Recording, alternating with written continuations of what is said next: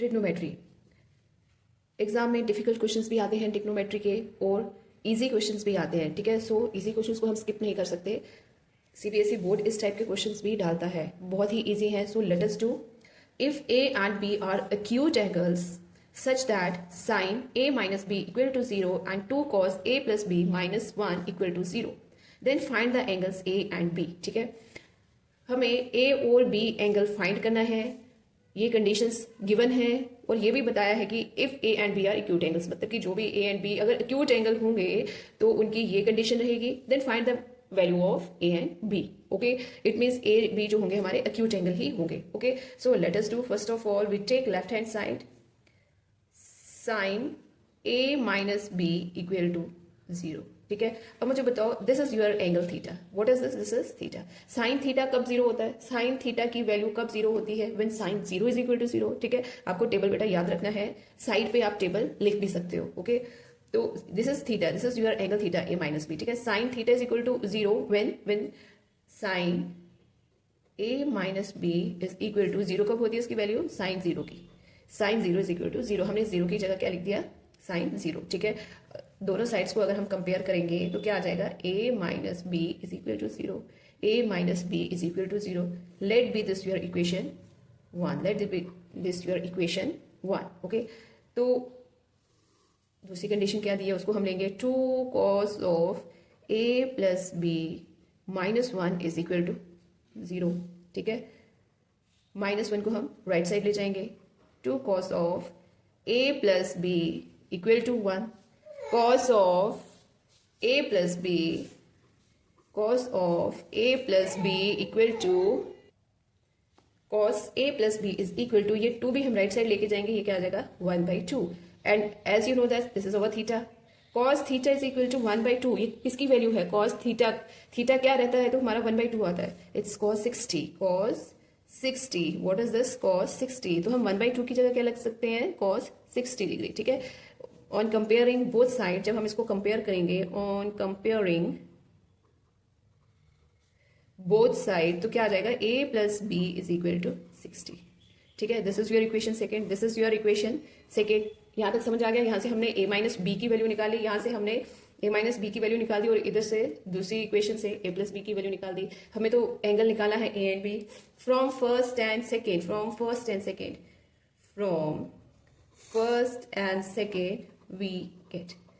First क्या है आपका? a minus B equal to 0 और सेकेंड है a plus B equal to 60।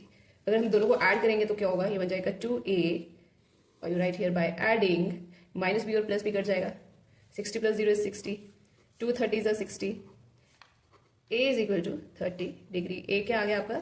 30 degree. a क्या आ गया आपका? 30 डिग्री। ठीक है, तो अब a की वैल्यू आप चाहे 1 में पुट करो चाहे b में पुट करो तो आपका b आ जाएगा। ठीक है, तो अब हम करेंगे put a in equation second, 30 plus b is equal to 60 degree, b equal to 60 minus 30, ये 30 राइट साइड आएगा तो सब्ट्रैक्ट हो जाएगा। ठीक है, b is equal to 60 minus 30 is 30 degree. a और b की वैल्यू आपके पास आ गई, a और b की वैल्यू आपके पास आ गई।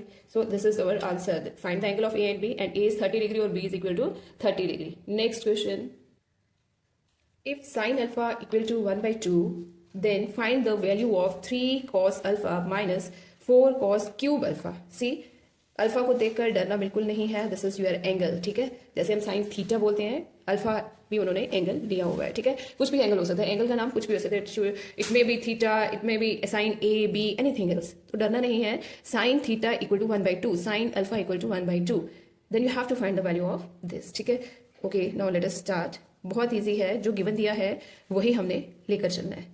Sign alpha equal to 1/2 and we all know that sine theta 1/2 कब होता है? साइन 30 डिग्री की value sine 30 is equal to 1/2। तो इस 1/2 की जगह मैं क्या लिख सकती हूँ? साइन 30 यहाँ पे मैं लिख रही हूँ बिकॉज ऑफ साइन 30 की वैल्यू क्या होती है बेटा? 1/2। और इस 1/2 की जगह हम क्या लिख सकते हैं? साइन 30। तो हम क्या लिखेंगे यहाँ पे? Sine alpha equal to sine 30 degree. ठीक है, ऑन कंपेयरिंग अल्फा की वैल्यू क्या आ जाएगी? 30 डिग्री। अल्फा कितना आ जाएगा आपका? Alpha is equal to 30 degree. Okay, हमारे पास ये गिवन था, हमने वहां से अल्फा की वैल्यू निकाल दी। We have to find the value of this term.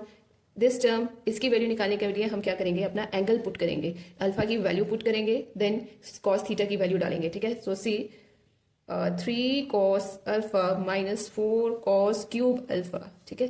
3 cos alpha की जगह मैं क्या लिख रही हूँ, 30 माइनस 4 कॉस क्यूब 30 डिग्री, ठीक है। And we know that cos 30 is equal to √3/2, यहाँ पे मैं लिख रही हूँ because of cos 30 equal to √3/2. Is it clear? Okay, now put the value 3 into √3/2 minus 4 cos cube 30, 4 √3/2 का क्यूब. Is it clear? ठीक है. Okay, 3 into ये आ जाएगा 3√3/2 minus √3 का क्यूब करेंगे. चलो यहाँ पे करके बता देती हूँ. You have to multiply √3 3 times. ठीक है. इन दोनों का 3 आ जाएगा √3. Is it clear? 4 into 3√3/2 का भी क्यूब है 8, 4 1 4, 4 2 8. ये आपके पास आ जाएगा 3√3/2 माइनस 1 इंटू दिस इज 3√3/2. एक प्लस का एक माइनस का है, माइनस करेंगे तो 0 आ जाएगा, कैंसिल कर दो, it will be 0. So what is the value of this 3 cos alpha minus 4 cos cube alpha is 0.